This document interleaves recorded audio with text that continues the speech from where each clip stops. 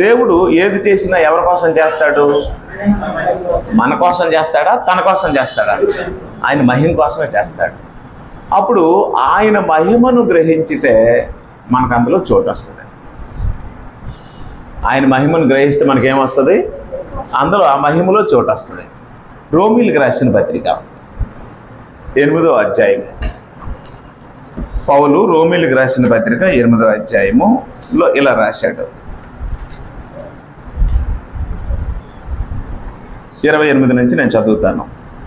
దేవుని ప్రేమించు వారికి అనగా ఆయన సంకల్పం చెప్పున పిలువబడిన వారికి మేలు కలుగుటకై సమస్తమును సమకూడి జరుగుచున్నవని ఎరుగుదము.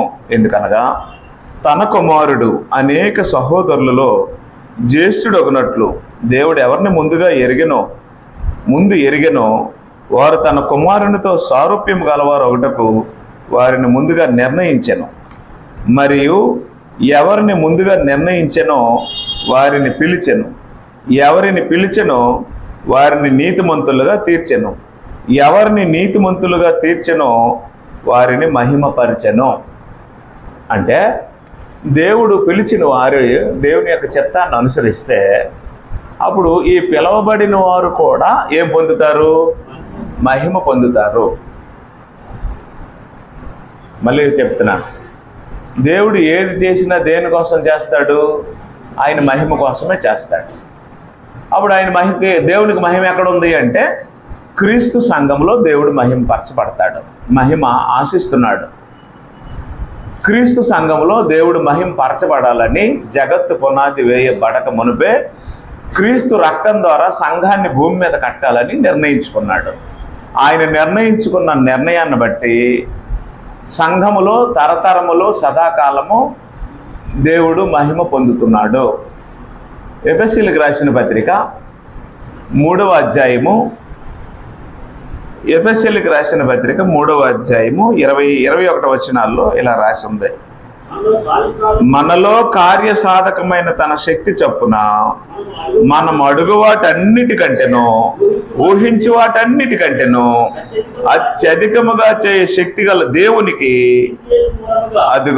దేవునికి క్రీస్తు యేసు మూలముగా సంఘములో తరతరములు సదాకాలము మహిమ కలుగును గాక.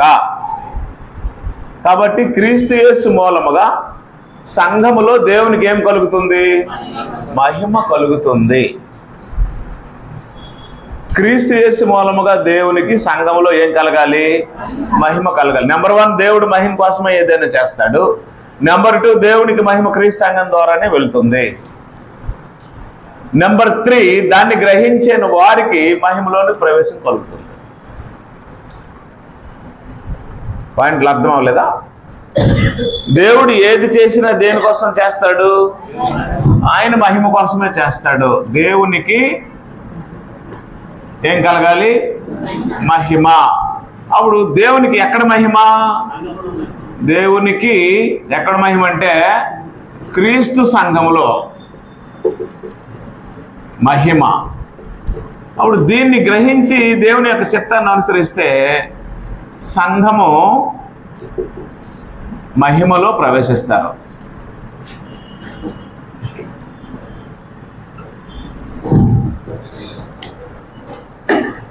సంఘం ఎందులో ప్రవేశిస్తారు? మహిమలో ప్రవేశిస్తారు. పరదైసులో ప్రవేశించవలసిన వానికి ఉండవలసిన లక్షణములు. పరదైసులో ప్రవేశించవలసిన వ్యక్తికి ఉండవలసిన లక్షణములు. అప్పుడు ఎవరు ప్రవేశించారంటే అబ్రహాం ప్రవేశించాడు. అబ్రహాం ఇప్పుడు ఎక్కడ ఉన్నాడు? పరదేశంలో ఉన్నాడు. అబ్రహాం పరదేశంలో ఉన్నారని ఎవరు చెప్పారు? యేసు ప్రభువే చెప్పాడు. ఎలాగంటే లాజరు వెళ్ళాడు. లాజరు వెళ్ళేప్పటికీ అబ్రహాం రొమ్మును ఆనుకొని ఉన్నాడు. లాజరు వెళ్ళే టైంకి అబ్రహాం అక్కడ ఉన్నాడని చెప్పాడు. ధనవంతుడు పాతాళంలో బాధపడుతున్నాడని చెప్పాడు. దాన్ని బేస్ చేసుకొని మనం ఏం మాట్లాడుకున్నామంటే అదృశ్యమైన సృష్టిలో పరదైసు ఉంది. పరదైసులో ఉండవలసిన లక్షణాలు ఏంటి అని మాట్లాడుకున్నాం. అప్పుడు మీ అందరూ వస్తే మీకు తెలుసును, మరి మీరు రాలేదు. దేవుడు ఏది చేసినా దేనికోసం చేస్తాడు? ఆయన మహిమ కోసం చేస్తాడు. దేవుడు ఏది చేసినా దేనికోసం చేస్తాడు? ఆయన మహిమ కోసం చేస్తాడు. ఆయన మహిమా స్వరూపి. 106వ కీర్తన 20వ వచనంలో దేవుడు చెప్పాడు. 106వ కీర్తన 20వ వచనంలో తమ మహిమాస్వాదమును గడ్డి మేయు ఎద్దు రూపమునకు మార్చిరి. 106వ కీర్తన 20వ వచనంలో తమ మహిమాస్వాదమును, ఇశ్రాయేలీయులు తమ మహిమా ఆస్వాదమును, ఎవరు మహిమాన్వితుడో, ఎవరు మహిమ పొందుతాడో, ఎవరు మహిమను ఆశిస్తున్నాడో, ఎవరు మహిమా స్వరూపో అట్టి మహోన్నతుడైనటువంటి దేవునికి చెందవలసిన మహిమను ఏం చేశారు అంటే ఎద్దు రూపాన్ని చేసుకొని దేవుని మహిమను ఎద్దుకు ట్రాన్స్ఫర్ చేయాలని చూశారు. దానికి పనిష్మెంట్ 70 సంవత్సరాలు వేశాడు దేవుడు. ఎన్ని సంవత్సరాలు? 70 సంవత్సరాలు పనిష్మెంట్ వేశాడు దేవుడు. విగ్రహారాధన బహుభయంకరమైన పాపమని వారు గ్రహించినంత వరకు కల్దీలకు అప్పచెప్పి కల్దీల దేశంలో పనిష్మెంట్ ఇచ్చాడు దేవుడు ఇశ్రాయేలీయులకు. కాబట్టి దేవుడు ఎవరు అంటే మహిమా స్వరూపి. దేవుడు ఎవరు? మహిమా స్వరూపి. అట్టి మహిమా స్వరూపి అయిన దేవుడు ఆయనకు రావాల్సిన మహిమను ఎవడు దొంగలించినా సరే, ఎవడు అడ్డగించినా సరే ఆ మహిమ విషయంలో ఆయన రాజీ పడేవాడు కాదు. కాబట్టి ఆయన మహిమ నిమిత్తము ఆయన ఏర్పాటు చేసుకున్నటువంటి యెరూషలేమునే వారు పాడు చేసినప్పుడు, నిరపరాధుల రక్తాన్ని యెరూషలేములో ఒలికించినప్పుడు, విగ్రహములతో యెరూషలేమును నింపినప్పుడు, యెరూషలేములో అమాయకుల ప్రాణాలు బలైపోయి ఇంటికి ఇల్లు, పొలానికి పొలము దోచుకొని బలవంతులు బలహీనుల్ని ఇబ్బంది పెట్టినప్పుడు వారి కన్నీళ్లు అక్కడ కారిస్తే యెరూషలేమునే దేవుడు మరి సర్వనాశనానికి అప్పగించేశాడు. తాను తన మహిమార్థమై ఏర్పాటు చేసుకున్న యెరూషలేము పట్టణాన్ని రాజులు, ప్రవక్తలు, పెద్దలు నాశనం చేసినప్పుడు, దేవుని మహిమను వారు దొంగలించుకున్నప్పుడు దేవుడు ఏం చేశాడు? ఆ పట్టణం లేకుండా చేస్తానని వాగ్దానం చేశాడు. తన మహిమ నిమిత్తము ఏర్పాటు చేసిన దేవాలయాన్ని వారు పాడు చేసినప్పుడు దేవుడు ఏం చేశాడంటే ఈ దేవాలయం ఇక్కడ ఉండదు అని చెప్పాడు. దేవాలయము యెరూషలేము నాశనం అయిపోయి అవి దేవుని మహిమకు పనికొచ్చినవి కావు. మనుషులు దేవుడిని మహిమపరచకుండా తమ స్వంత మహిమను వెతికినప్పుడు దేవుడు వారిని పురుగులు కాచినట్టు చేశాడు. అపోస్తుల కార్యముల్లో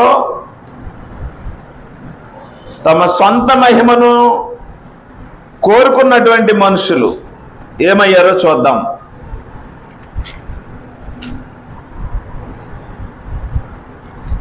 నియమింపబడిన దినమందు అపోస్తుల కార్యములు 12వ అధ్యాయం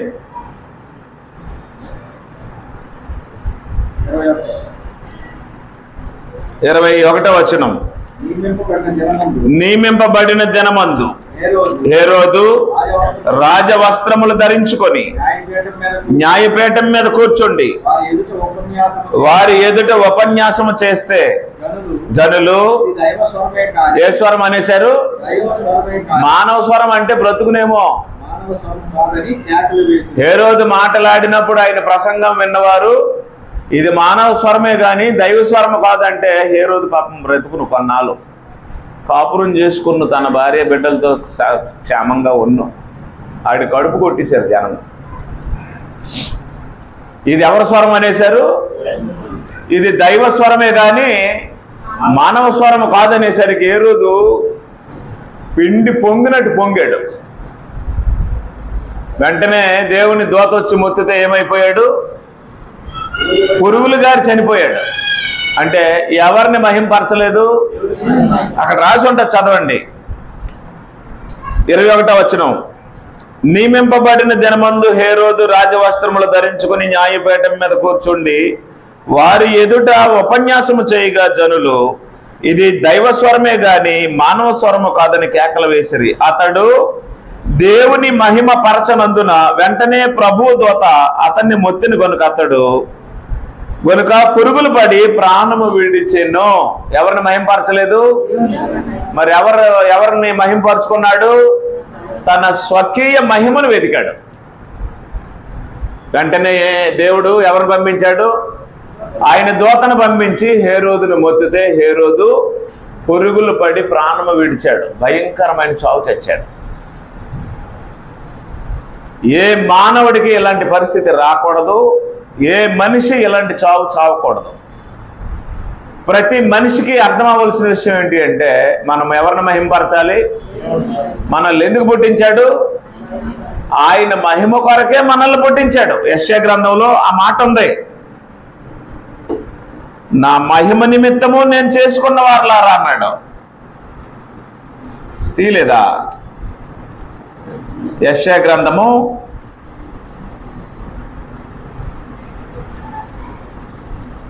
40 రెఫరెన్స్.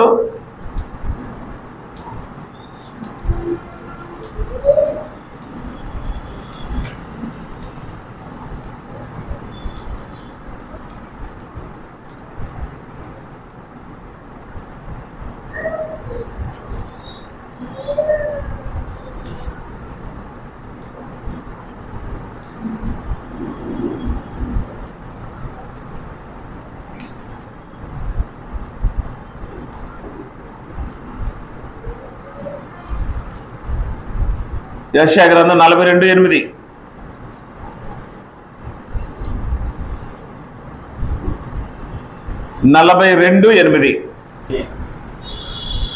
చదవండి.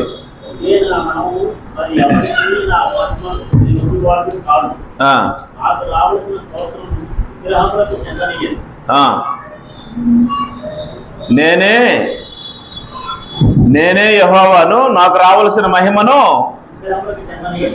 యెహోవాను నేనే, ఇదే నా నామము, మరి ఎవనికి నా మహిమను నేను ఇచ్చేవాడును కాను, నాకు రావలసిన స్తోత్రమును విగ్రహములకు చెందనీయను.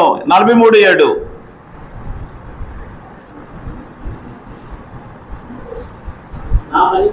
నా మహిమ నిమిత్తము నేను సృజించిన వారిని, నా నామము పెట్టబడిన వారిని అందరినీ తెప్పించుము.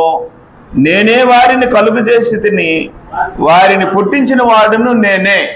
ఎందుకు పుట్టించాడు దేవుడు? మనుషుల్ని ఎందుకు పుట్టించాడు? తన మహిమ కోసం పుట్టించాడు. కాబట్టి మనిషికి ఎవరిని మహిమపరచాలని అర్థం అవ్వాలి. అంతే. దేవుడిని మహిమపరచాలన్నది అర్థం కాకపోతే హేరోదు పరిస్థితే వస్తుంది ఎవరికైనా సరే. ఈరోజు అనేక మంది హేరోదుల వలె బహుభయంకరమైనటువంటి వస్త్రాలు ధరించుకొని వారి సొంత మహిమను వెతికిన వారు ఎంతోమంది ఉన్నారు. ఆనాడు ఉన్నట్టు ఈనాడు ప్రత్యక్షపు తీర్పులు ఉన్నట్లయితే ఎంతమంది పురుగులు గడి చనిపోదురో, ఎంతమంది భూమి మీద ప్రాణాలు విడిచిపోదురో. కాబట్టి దేవుడు మానవుడిని సృజించింది మానవుని మహిమ కొరకు కాదు. ఎవరి మహిమ కొరకు? ఆయన దేవుని మహిమ కొరకు మానవుడిని సృజిస్తే దానిని గ్రహించిన మానవుడు మహిమలో ప్రవేశిస్తాడు. ప్రాథమికంగా నీకు నాకు అర్థం అవ్వాల్సిన విషయం ఏంటంటే, దేవుడు ఏది చేసినా దేనికోసం చేస్తాడో? ఆయన మహిమ కోసమే చేస్తాడు. ఇదిగో బోర్డు మీద 3 విషయాలు రాశాను. ఎవరికి మహిమ? ఎవరి ద్వారా మహిమ? క్రీస్తు సంఘం ద్వారా మహిమ. అప్పుడు సంఘానికి ఏం కలుగుతుంది? మహిమ కలుగుతుంది. మనము మహింపరిస్తే ఆయన మనల్ని ఏం చేస్తాడు? మహింపరుస్తాడు. అంతే తప్ప మనము మహిమ పరచబడము అన్నది ఉద్దేశం కాదు. మన సొంత మహిమను మనం వెతకూడదు. మనుషులకి తలాంతులు ఉన్నప్పుడు ఘనతను మహిమను వెతుకుతారు. ఘనత మహిమ వెతికిన తర్వాత ఏమవుతారు అంటే పురుగులుగా పడిపోతారు. హేరోదు ప్రసంగం చేసిన తర్వాత కింద ఉన్న మనుషులు ఇది మానవ స్వరమే కానీ దైవ స్వరము కాదు అనాలి. కానీ ఏమనేశారు? ఇది దైవ స్వరమే కానీ మానవ స్వరం కాదని ఆయన ఏం చేశారు? దేవునితో హెచ్చించారు. అప్పుడు హేరోదు ఏమయ్యాడు? సర్వ నాశనమై పురుగులకు పడి చనిపోయాడు. తెలుసా? దేవుని మహిమ పరచని హేరోదు.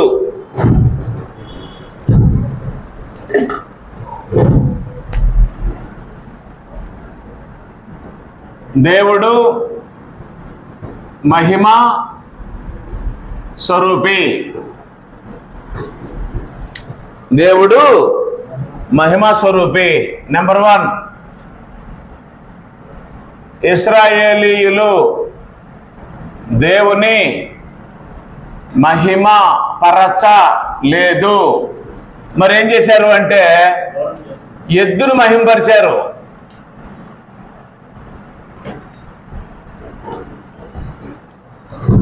దేని మహింపరిచారు?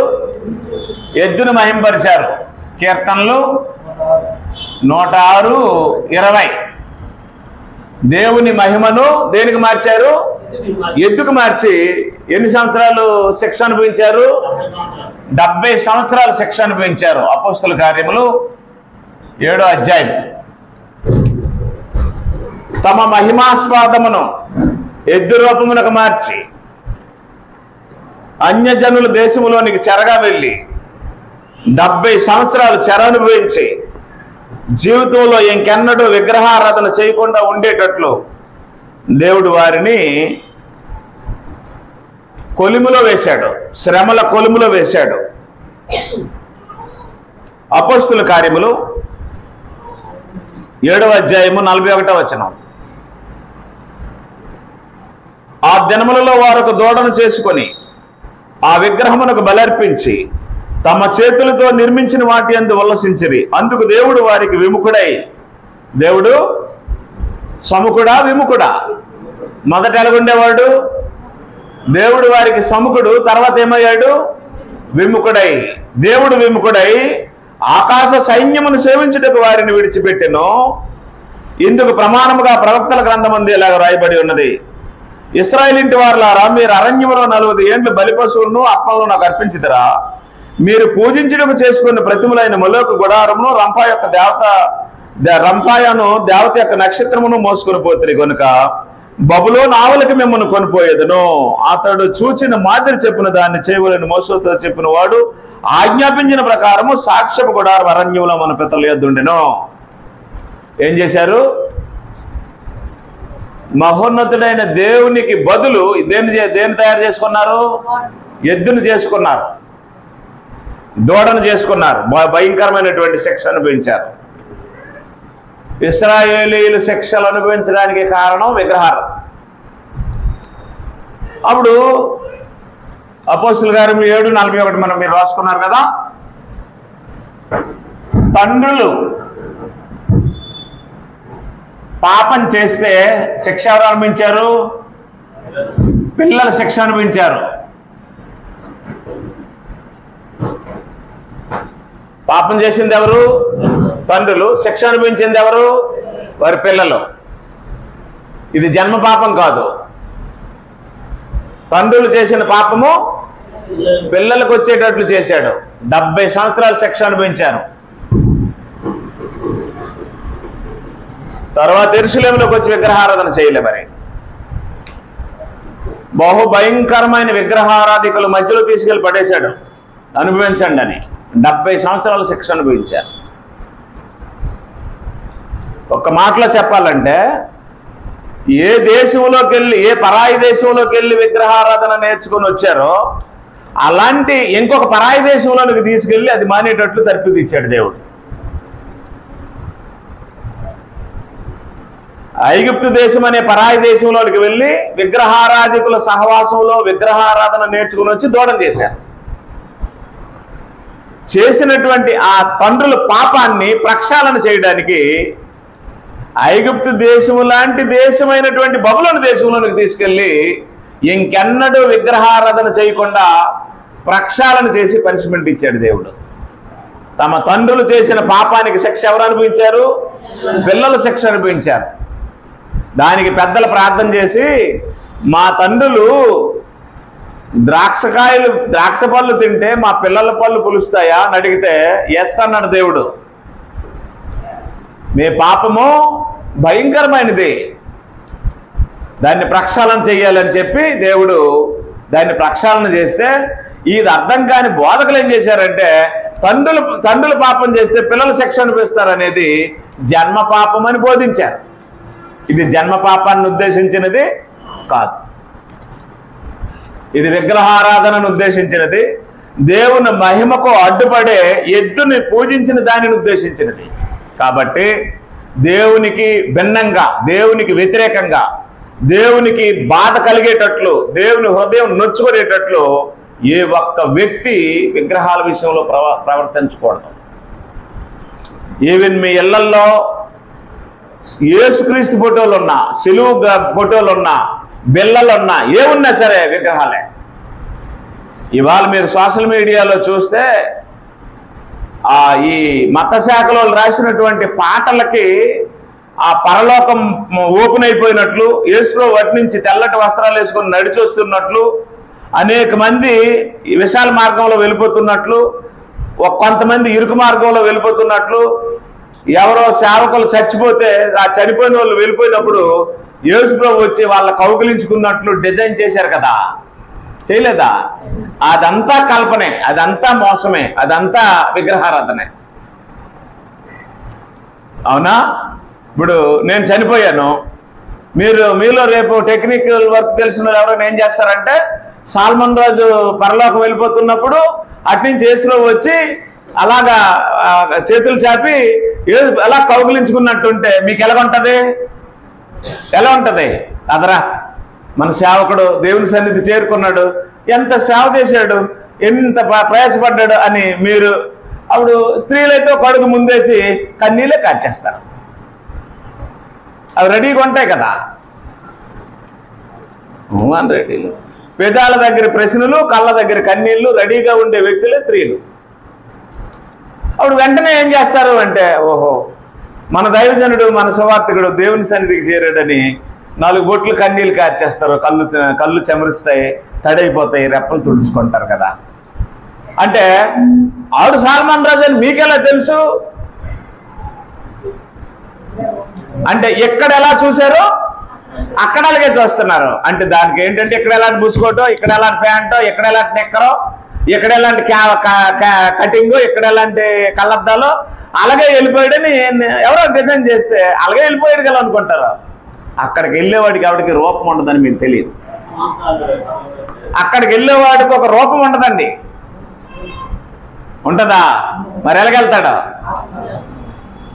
పరమాత్మ అయినటువంటి దేవుడు ఎలాగైతే రూపం లేని వాడుగా ఉండి జీవాత్మల్ని ఆహ్వానిస్తాడో, ఈ జీవాత్మలు ఆయన సన్నిధికి అలాగే వెళ్తాయి. ఇంకొక స్టెప్ ముందుకేసి ఏం చేసేటంటే ఏక మెట్లు వేసాడు చివరికి. చూసారా? మెట్లు.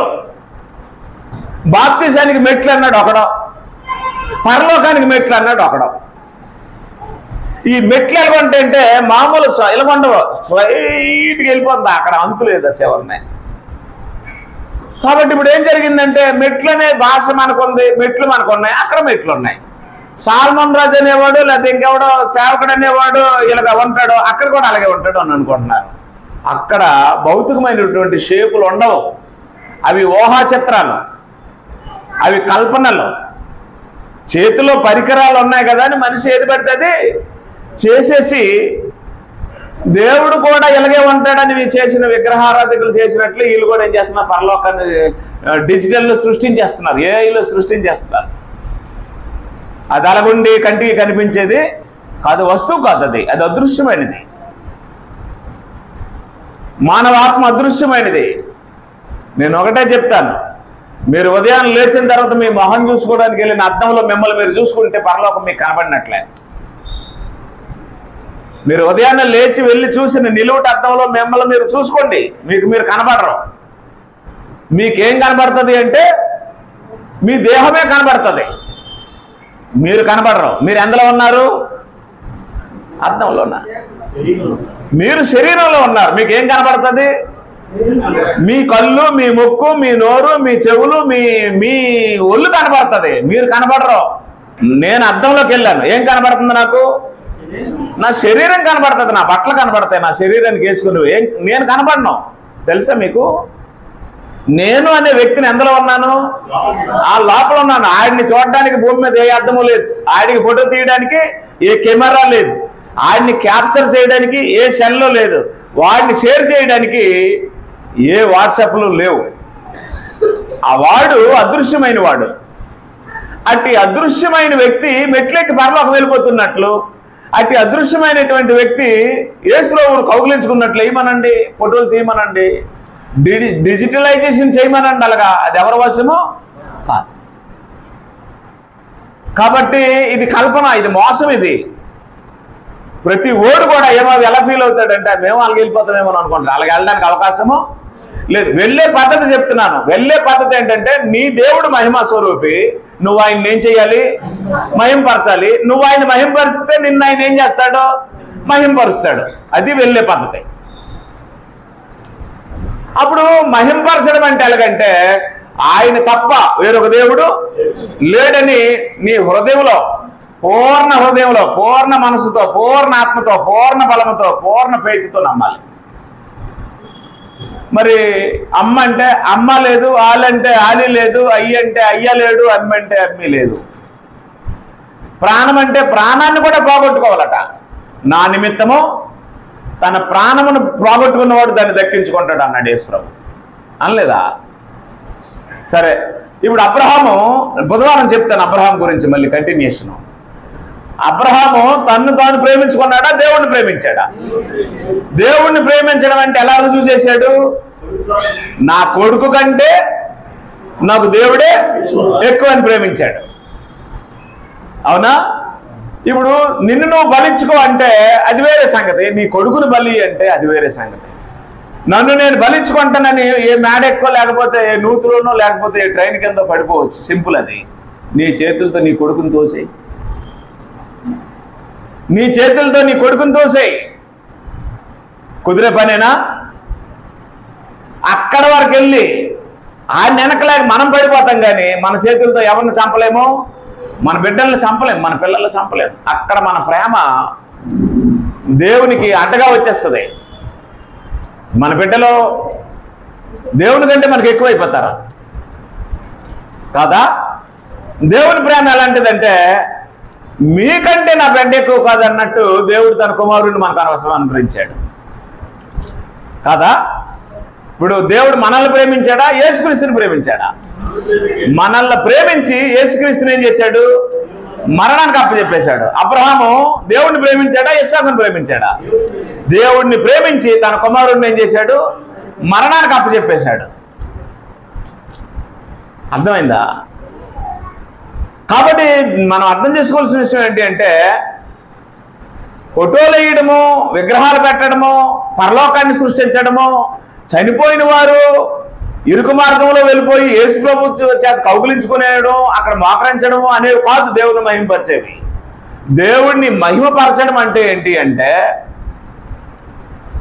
ఆయన చిత్తాన్ని అనుసరించడం, ఆయన చెప్పింది చేయడం, ఆయన ఇష్టాన్ని మనస్ఫూర్తిగా అంగీకరించి సంపూర్ణ దేహాన్ని ఆయనకి సమర్పించడం దేవుని మహిమపరచడం. తప్ప ఏది పడితే అది చేసేసి నీకే మహిమ, నీకే ఘనత అంటే దేవుని మహిమపరిచినట్టు కాదు. ఇశ్రాయేలీయులు ఏం చేశారు అంటే తమ మహిమాస్పదమైన దేవుడిని విడిచిపెట్టి మహిమకు అర్థం తెలియని ఎద్దును చేసుకొని, మహిమను ఆస్వాదించడం చేతకాని హృదయం లేని, మనసు లేని, ఆత్మ లేని ఒక ప్రాణిని చేసుకొని దేవుని మహిమను ఎవరికి అప్పగించారు? ఎద్దుకు అప్పగిస్తే దేవుడు వాళ్ళే అక్కడికి అప్పగించాడు, పనిష్మెంట్కి అప్పగించాడు. 70 సంవత్సరాలు వాళ్ళు ఏమనిపించారు? పనిష్మెంట్ అనిపించారు. నేను లాస్ట్ వీడియోలో చెప్పాను విగ్రహారాధన ఎంత భయంకరమైన పాపమో, దాన్ని చేసిన వారి పరిస్థితి ఎలా ఉంటుందో చెప్పాను. ఇవాళ RCM అనే ఒక సంస్థ భూమి మీద వచ్చింది, రాలేదా? ఇవాళ మనుషులు పెట్టుకునే ఫోటోలు, మనుషులు పెట్టుకునే బొమ్మలు, సిలువులు వాళ్ళ దగ్గర నుంచే వచ్చాయి. యేసుప్రభు వెలగొంటాడో ఏ నరుడికి తెలియదు. పేతురు చెప్పాడు, మీరు ఆయనను చూడకపోయినను ఆయన యందు విశ్వాసం ఉంచండి అని చెప్పాడు. చూచి నమ్మిన వారి కంటే చూడక నమ్మిన వారే ధన్యులు అని చెప్పాడు. లోకానికి కూడా యేసుప్రభు ఎవరంటే RCM వాళ్ళు గుడి ముందు పెట్టినటువంటి బొమ్మే యేసుప్రభు అనుకుంటున్నారు. ఆ బొమ్మ పక్కన మరియమ్మ ఉంటది కదా, తల్లి పిల్ల, ఆవిడే మరియమ్మ అనుకుంటున్నారు. మరియమ్మ ఎలాగుంటుందో మనకెవరికి తెలియదు, యేసుప్రభు రూపం ఎలాగుంటుందో మనకెవరికీ తెలియదు. ఆ రూపాన్ని పట్టి బంధించి చేసి లేదా డిజైన్ చేసి ఇదిగో యేసు ప్రభు అని చెప్పిన నాదుడు ఎంతవరకు లేడు. ఈ కరుణామయుడి సినిమా, దయామయుడి సినిమా, తర్వాత ఈ కొన్ని సినిమాలు తీశారు కదా ఇంగ్లీష్లో, వాళ్ళు వేసిన వేషగాళ్ళ యొక్క ఫోటోలు ఎవరు అనుకుంటున్నారు? యేసు ప్రభువులు అనుకొని అవే ఫోటోలు ఈ డిజిటల్లో పరలోకంలో యేసు ప్రభు వాళ్ళు ఉన్నాడని క్రియేట్ చేశారు. దేవుడిని మహింపరిచారా? ఎద్దుని మహింపరిచారా? ఎద్దుని మహింపరిచారు. ఎన్ని సంవత్సరాలు శిక్ష అనుభవించారు? 70 సంవత్సరాలు శిక్ష అనుభవించారు. ఇందులో జన్మ పాపం లేదు. మీరు చేసిన పాపానికి మీ పిల్లలకి వేస్తాను శిక్ష అన్నాడు. సో అంతర్భావం చెప్పనా, ఇశ్రాయేలీలు తండ్రులు అంటే మీరు, కోటేశ్వరరావు గారు, రామమూర్తి గారు, సురేష్, చంద్రమోహన్, చంద్రమౌళి, దాసు, నేను తండ్రులవి. ఇప్పుడు మనం కనాన్ దేశానికి వెళ్తున్నాం. మనం ఎద్దుని చేసుకొని పూజించాం. దేవుడు శిక్ష రెడీ చేశాడు. అప్పుడు శిక్ష మనకయ్యాలి కానీ మన పిల్లలకి వేయడం ఏంటి? వాళ్ళు చేయలేదు కదా విగ్రహారాధన. కాదు కాదు ఇప్పుడు ఆ దేశంలోకి మనం వెళ్ళాలా, మళ్ళీ వెనక్కి బ్యాక్ అయిపోవాలా? వెళ్ళాలి కదా. అందువల్ల మనల్ని ఏం చేశాడు?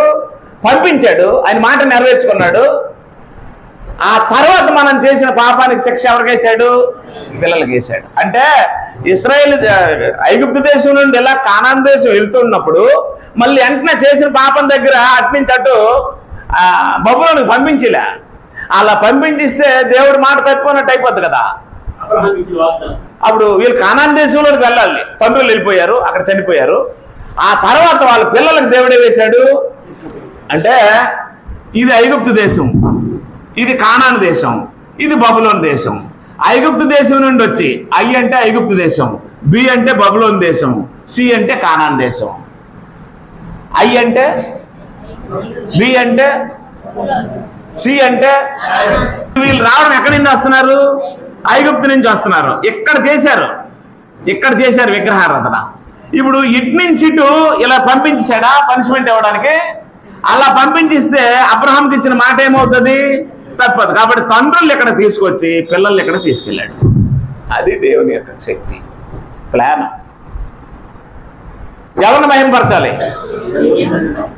సర్వకాల సర్వవస్తుల్లో అన్ని యుగాల్లో అన్ని తరాల్లో మహిమకు అర్హుడు ఎవరు? దేవుడే. కాబట్టి ఎవరిని మహింపరచాలి? గోడల మీద పెట్టుకొని మహింపరచుతాం అంటే మహింపరచబడేవాడు దేవుడు కాడు, గుండెల్లో పెట్టుకొని మహింపరచాలి. రైట్. రెండో విషయం ఏమిటి అంటే హేరోదు.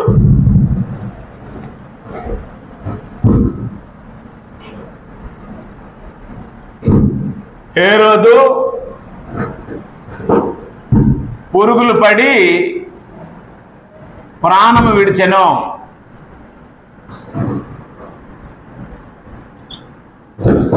అపోస్తుల కార్యములు 12:21. ఏ స్వరం అనేశారు? దేవుని మహిమ పరచలేదు.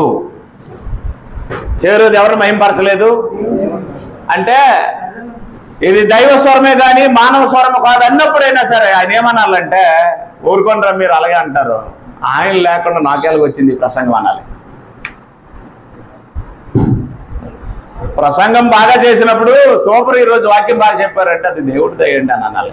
అది దేవుడు ఇచ్చాడు. అది ఆయన ఇచ్చిన జ్ఞానము, ఆయన ఇచ్చిన తలంతు ఆయన కోసం ఉపయోగిస్తున్నాను అని అంటే అప్పుడు ఇలాగొచ్చింది ఎటు వెళ్ళిపోద్ది? ఆయనకి వెళ్ళిపోద్ది. ఆ పని ఎవరు చేయలేదు? హేరోదు చేయలేదు. ఏమైపోయాడు?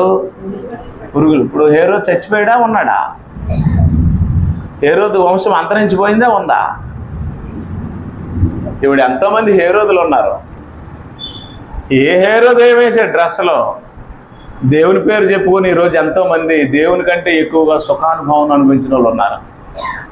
దేవుని కంటే ఎక్కువగా మహిమ పొందాలనుకునే వాళ్ళు ఉన్నారు. తామే శిరస్సులుగా ప్రవర్తించిన వారు ఉన్నారు. అమాయకుల చేత అయ్యగారులు అమ్మగారులు అని పిలిపించుకొని అమాయకుల చేత గౌరవ మర్యాదలు అనుకున్నవారు రెవరెండ్లు, రైట్ రెవరెండ్లు, మోస్ట్ రైట్ రెవరెండ్లు ఎంతోమంది ఉన్నారు. లేరా? రెవరెండ్ అంటే అర్థం ఏంటి? పూజనీయుడు. పూజింపదగిన వాడు. ఆ మాట ఎవరికి చెందుతుంది? దేవునికే చెందుతుంది. నేను అందుకే చెప్తున్నాను, ఆనాటి శిక్ష ఈనాడు కానీ ఉంటే ఎప్పటికి వీళ్ళందరూ ఏమైపోతారు? మట్టిలో కలిసిపోతారు. ఆ రెవరెండ్ అనే మాట ఎవరికి సంబంధించింది? దేవుడికి సంబంధించింది. మూడో విషయం ఏమిటి అంటే, నెంబర్ 1 ఇశ్రాయేలీలు ఎవరిని మహింపరచలేదు. నెంబర్ 2 హేరోదు ఎవరిని మహింపరచలేదు? దేవుడిని మహింపరచలేదు. మూడో విషయం, నేడున్నటువంటి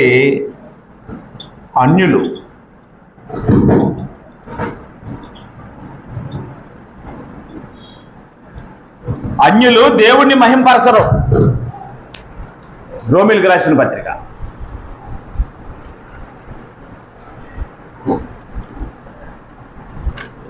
1వ అధ్యాయం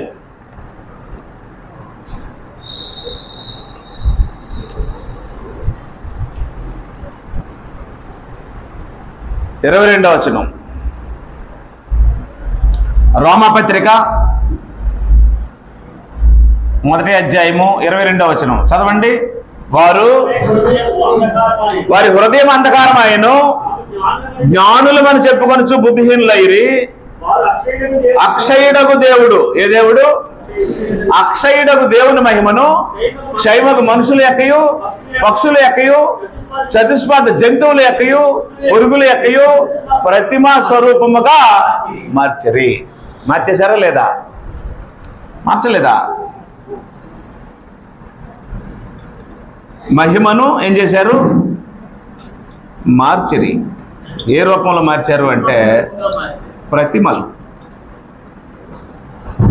విగ్రహాలు. ఏ స్వరూపంగా మార్చారు? ప్రతిమలు, విగ్రహాలు. ఇశ్రాయేలీయులకి నేడున్న అన్యులకి పెద్ద తేడా ఏమీ లేదు. వారు విగ్రహారాధన చేశారు, వీరు విగ్రహారాధన చేశారు. అమ్మ ఒకసారి నా వైపు చూడండి. మనకు బంధుప్రీతి ఉంటుందా? బంధుప్రీతి ఉంటుందా? ఉండదా? ఉండదా? ఉంటుంది. బంధువులు ఉన్నారా? ఉన్నారు. చుట్టాలు ఉన్నారా? ఉన్నారు. ఉండరని నేను అన్నాను. ఎందుకంటే లింక్స్తోనే వచ్చాం మనం. పోయినప్పుడు కూడా లింక్స్తో ఉంటాయి. మన దగ్గరికి వచ్చిన వాళ్ళు కూడా వాళ్ళే ఉంటారు. వాళ్ళే ధైర్యంగా చెప్తారు. మా తమ్ముడు, మా అమ్మ, మా చెల్లి, మేమందరం కుటుంబం అని చెప్తాం కదండి. తప్పేట్లేదు. మనకి ఆ రిలేషన్ లేకపోతే ఇక్కడ భూమి మీదకి రాలేం కదా. కానీ సహవాసం చేయకూడదు. ఏం చేయకూడదు? అస్సలు సహవాసం చేయకూడదు. ఎంతవరకు ఉండాలో అంతవరకే ఉండాలి. అలాగని వదిలేయకూడదు. వదిలేస్తే లోకంలో నుంచి వెళ్ళిపోవలసి వచ్చింది కదా అన్నాడు పౌలు. ఇప్పుడైతే విగ్రహారాధికుడు అనబడిన వాడు కానీ, తిండిపోతు కానీ, తిట్టుపోతు కానీ, దేవునికి వ్యతిరేకంగా ఉన్నవాడు ఎవడైనా సరే నాకు అక్కర్లేదు అనుకుంటే నువ్వు లోకంలో నుంచి వెళ్ళిపోవాలన్నాడు. మరి ఏం చేయాలంటే సహవాసం చేయకూడదు. ఏం చేయకూడదు? చెప్పుకో. నాకు ఉన్నారు, మా పెద్దమ్మ పిల్లలు ఉన్నారు, మా పిన్ని పిల్లలు ఉన్నారు, మా మేనమామ పిల్లలు ఉన్నారు. చెప్పుకుంటున్నా, వీళ్ళందరూ మా వాళ్ళేనండి, మేమందరం ఒక కుటుంబం అండి అని చెప్పుకుంటాం. కానీ సహవాసము అస్సలు చేయదు. సహవాసం చేస్తే ఎవరు బాధపడతారు? కాబట్టి 3 విషయాలు మీకు నేను తెలియజేశాను. 1, దేవుడు ఏది చేసినా దేనికోసం చేస్తాడు. 2, దేవుడికి మహిమ ఎక్కడ వస్తుంది? అప్పుడు సంఘము మహింపరిస్తే సంఘం కూడా ఎందులోకి వెళ్తుంది? మహిమలోకి వెళ్తుంది. యేసు ప్రభువు అదే చెప్పాడు. తండ్రి, లోకం పుట్టకముందు నేను నీ యొద్ద మహిమలో నుండి వచ్చాను, ఇప్పుడు నన్ను నీ మహిమలోకి చేర్చుకో అన్నాడు. మనం కూడా ఇప్పుడు ఎందులోకి వెళ్ళాలి? మహిమలోకి వెళ్ళాలి. మహిమలోకి వెళ్ళాలంటే దేవుడిని ఏం చేయాలి? మహింపరచాలి. ఆయన్ని మహింపరచకుండా మనం మహిమలోకి వెళ్ళే అవకాశమే లేదు. అప్పుడు మనకు అడ్డులు ఉన్నాయి. అడ్డులు అంటే ఏంటంటే విగ్రహాలు, విగ్రహారాధన చేసిన వారు, విగ్రహారాధికుల యొక్క సహవాసాలు, విగ్రహ వివాహాలు, ఇవన్నీ మనకు అడ్డులు. వీటిని జయించితే దేవుడిని మహింపరుస్తాం. లేదు రాజీ పడిపోయామనుకోండి, లోకంతో, బంధువులతో, విగ్రహారాధికులతో సహవాసంలో అన్ని విషయాల్లో రాజీ పడిపోయామనుకోండి, ఇక్కడ బాగానే జరుగుతుంది. మహిమను కోల్పోతాం. దేన్ని కోల్పోతాం? మహిమను కోల్పోతాం. మరి మహిమను కోల్పోతే ఈ బ్రతుకంత ఎందుకు? ఈ ఆరాధనలు ఎందుకు? ఈ ప్రార్థనలు ఎందుకు? ఈ బొట్లు తీసేయడం ఎందుకు, ఈ ఈ ఈ సహవాసం ఎందుకు, ఈ రొట్టె విరవడం ఎందుకు, ప్రతి ఆదివారం ఉదయం లేచి ఇలాగా ప్రయాసపడడం ఎందుకు? మహిమ పోతే ఎన్ని సంవత్సరాలు ఇన్ని చేసి లాస్ట్కి మహిమ నీకు లేదంటే ప్రయోజనం ఏముంది? అర్థమైంది విషయాలు. ఎంతమంది దేవుళ్ళు ఉన్నారు మనకి? ఒక్కడే దేవుడు. ఆయన ఏం కోరుతున్నాడు? మహిమ కోరుతున్నాడు. ఎక్కడుంది మహిమ? క్రీస్తు సంఘంలో మహిమ ఉంది. అప్పుడు ఆ దేవుడిని మహిమపరిచిన క్రీస్తు సంఘం ఎక్కడికి వెళ్ళాలి? మహిమలోకే వెళ్ళాలి. మహిమ ప్రవేశం జరుగుతుంది. అది ఎలా జరుగుతుందో, ఎలాంటి వారికి జరుగుతుందో మరొకసారి మరి కొన్ని విషయాలు నేర్చుకుందాం. మీ అందరికీ వందనాలు.